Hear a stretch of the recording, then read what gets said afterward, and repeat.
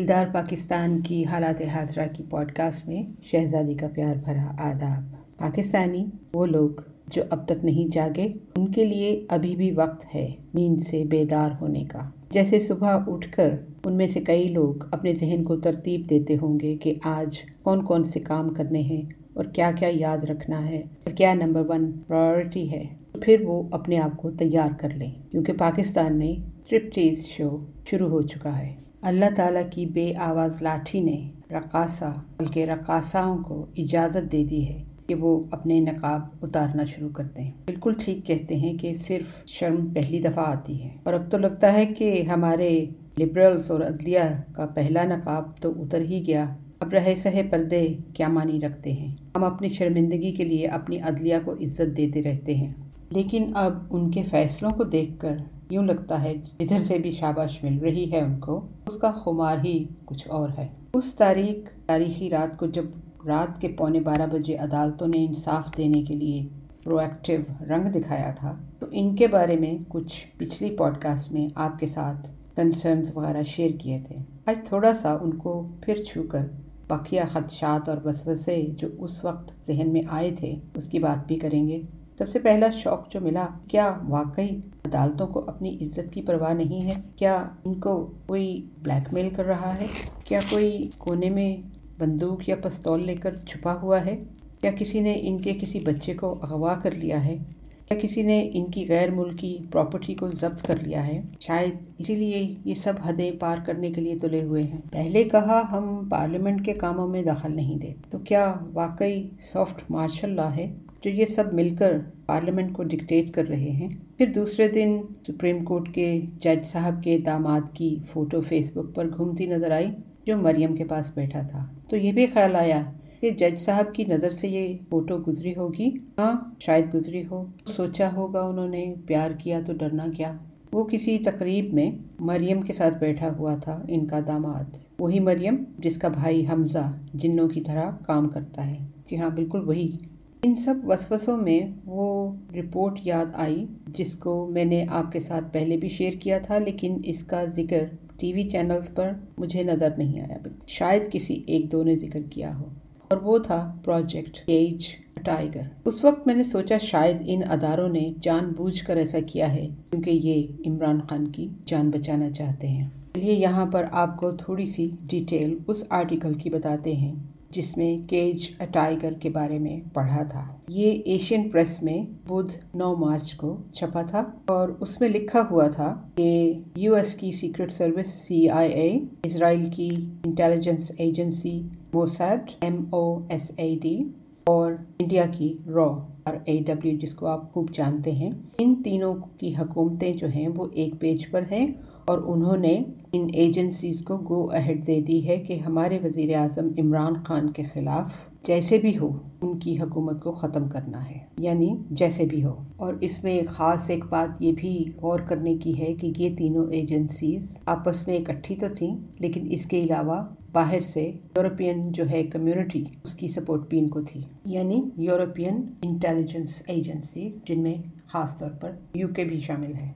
इस आर्टिकल में एक नाम था शहजादा हयात खान का, जो कि UICF के प्रेसिडेंट हैं और इंटरनेशनल कम्युनिटी वेलफेयर के कैंपेनर भी हैं। इनकी जो स्टेटमेंट लिखी हुई थी इस प्रोजेक्ट के बारे में कि ये इसलिए शुरू किया गया ताकि पाकिस्तान को डिस्टेबलाइज किया जाए। वो क्यों किया जाए? इसलिए कि अब पाकिस्तान हमारा फर्माबरदार नहीं रहा। आगे इसी स्टेटमेंट में लिखा था कि ये नाम नहाद पाकिस्तान के दोस्त असल में दुम्बे की खाल में भेड़िए निकले हैं और इनका असल रूप एक्सपोज हो गया है। ये सब पाकिस्तान के पहले दिन से ही दुश्मन थे। उन्होंने आगे ये भी कहा कि इन सब मुल्कों के अपने अपने इंटरेस्ट हैं पाकिस्तान में, इसलिए ये चाहते हैं कि पाकिस्तान के करप्ट सियासतदानों को इस्तेमाल करके मुल्क में बदअमनी और खाना जंगी शुरू करवाई जाए ताकि मुल्क कमज़ोर हो, मुल्क की आर्मी भी कमज़ोर हो और हमेशा पाकिस्तान गुर्बत में ही चलता रहे, जैसा कि हमारे पिछले 2 पार्टीज़ ने बहुत साल से चलाए रखा। और अफसोस की बात तो ये है कि ये जो करप्ट सियासतदान हैं, इन्होंने हमेशा मुल्क दुश्मनों का साथ दिया है। इसीलिए आपसे कहा ना कि अल्लाह ताला को लगता है कि पाकिस्तान पर रहम आ गया है और आहिस्ता आहिस्ता सभी बेनकाब होते जा रहे हैं। اس آرٹیکل کا بقیہ حصہ آپ خود پڑھ سکتے ہیں اور پڑھ کر ہمیشہ یاد رکھیں کہ پاکستان کا دشمن کون ہے۔ صرف وہ باہر نہیں بیٹھے، اندر بھی بیٹھے ہیں، اور ان کو جرت تبھی مل سکتی ہے جب تک اندر بیٹھے ہوئے لوگ ان کا ساتھ نہ دیں، اپنے آپ کو نہ بیچیں۔ ہو سکتا ہے کہ کوئی محب وطن اس آرٹیکل کو فیک بھی کہہ دے تو کہہ دے۔ حالات جو آپ کو سامنے نظر آتے ہیں آپ ان کو بالکل بھی اگنور نہیں کر سکتے۔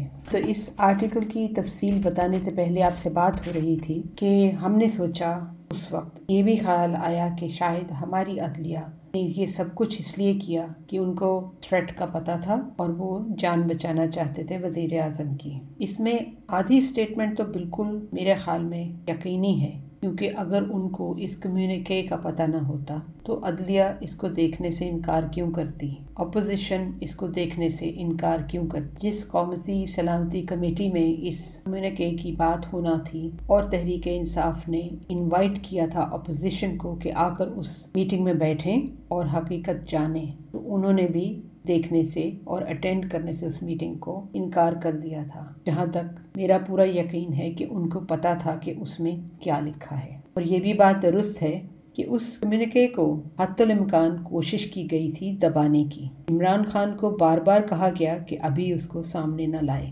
فلاں وجہ اور فلاں وجہ۔ سارے دروازے کھٹکھٹانے کے بعد عمران خان کو کوئی آپشن نہیں تھی سوائے اس کے کہ ووٹ کو عزت دیتے ہوئے، عوام کی عزت کرتے ہوئے ان کے ساتھ یہ اپنا راز، اپنے دل کی بات کرے، تاکہ ان کو بھی پتہ چلے کہ ان کے ملک کے خلاف کیا ہو رہا ہے۔ یہ جو کہا جا رہا ہے کہ ایسے مراسلات آتے رہتے ہیں، بالکل ٹھیک ہی کہہ رہے ہوں گے، کیونکہ جب ایسا مراسلہ آیا اور جب آیا ایک دم سب گھٹنوں کے بل گر کر گڑ گڑاتے رہے اپنے آقاؤں کے آگے، بدلے میں بہترین زندگی، ریٹائرمنٹ پلان اور دائمی عزت خوامخواہ۔ ظاہر ہے جب آپ ہر ایسے مراسلے پر گھٹنے ٹیکیں گے تو عوام کو تو کانوں کان خبر نہیں ہو سکتی۔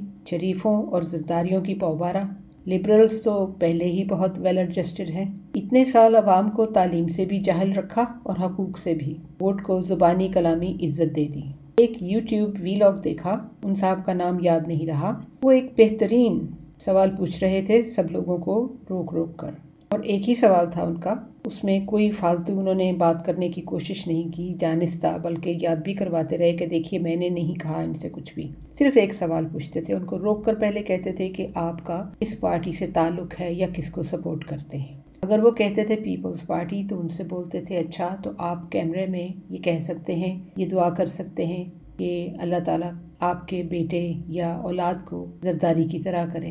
کیا زبردست سوال کیا۔ اور اسی طرح جب نون لیگ والے نظر آئے تو ان سے پوچھا کہ کیا آپ کیمرے کے سامنے یہ دعا کر سکتے ہیں کہ آپ کی اولاد نواز شریف یا مریم کی طرح ہو؟ آپ کو جواب بتانے کی ضرورت نہیں، آپ بہت انٹیلیجنٹ ہیں۔ اور ایسے ہی پھر انہوں نے تحریک انصاف والوں کو پوچھا۔ ہاں، یہ بات کرنا اس لیے ضروری تھا کہ جب بھی الیکشن ہوں گے اور یہ طاقتور لوگ جب الیکشن ہونے دیں گے تو آپ اس بات کو یاد رکھیے، اپنے سے یہ سوال پوچھیے ووٹ دینے سے پہلے۔ اللہ تعالیٰ آپ کی مدد کرے گا درست سوچنے کے لیے۔ بہرحال عدلیہ نے جو مثال قائم کی تھی اس کالی رات کو، اس کے بعد کچھ نیا نہیں ہوا، اس لیے کہ عدلیہ نے ارادہ کیا کہ جو اپلیکیشن پی ٹی آئی کی طرف سے آئے گی اس کو ہم ہمیشہ کی طرح پلندے کے بالکل نیچے رکھ دیں گے، جو عرضی نئی کابینہ کے کرمنلز کی طرف سے آئے گی اس کو پہلے بھگتا دیں گے، بلکہ دن میں 3 عدالتیں لگا لیں گے اگر مریم صفدر کو باہر جانے کی ملک سے ضرورت ہوگی۔ اب تو نقاب اتر ہی گئے، کوئی دھندلے بادل عدلیہ کے اوپر بالکل نہیں ہیں۔ لہٰذا اسی دوران میں چپکے سے جسٹس منیلا صاحب کی بیٹی نے کیمرا سے استعفیٰ دے دیا۔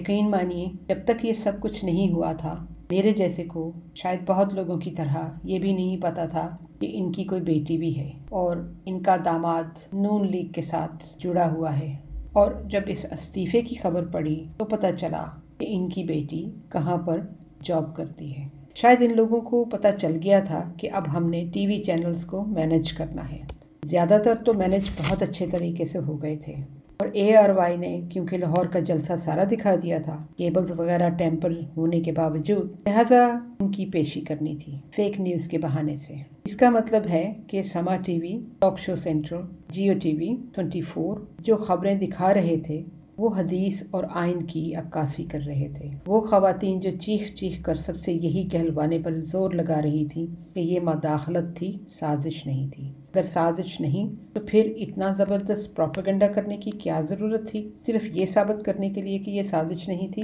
اس وقت کی جو سرخیاں نظر آ رہی ہیں، جن سے پتہ چلتا ہے کہ لاہور ہائی کورٹ نے حمزہ سے حلف لینے کا آرڈر دے دیا ہے۔ آخر آئین کا پاس تو عدالت نے ہی رکھنا ہے، اور وہ بھی خاص طور پر جب شریف فیملی کا مسئلہ ہو۔